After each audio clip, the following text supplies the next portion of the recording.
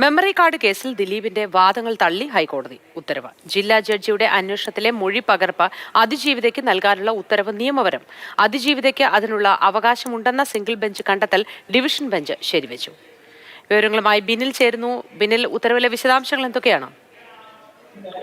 മോത്തി, ഇന്നലെയാണ് ഹൈക്കോടതിയിൽ memory card അന്വേഷണവുമായി ബന്ധപ്പെട്ട മൊഴിപ്പകർപ്പ് അതിജീവിതയ്ക്ക് നൽകുന്നതിനെതിരെ ദിലീപ് ഡിവിഷൻ ബെഞ്ചിനെ സമീപിച്ചത്. ഇന്നലെ തന്നെ ആ ഉത്തരവ് കോടതി പറയുകയും ചെയ്തിരുന്നു. ആ ഉത്തരവിന്റെ പകർപ്പാണ് ഇപ്പോൾ കോടതി പുറത്തുവിട്ടിരിക്കുന്നത്. അതിൽ ദിലീപിന്റെ വാദങ്ങൾ പൂർണ്ണമായും തള്ളിക്കൊണ്ടാണ് കോടതിയുടെ ആ ഉത്തരവ് പുറത്തേക്ക് വന്നിരിക്കുന്നത്.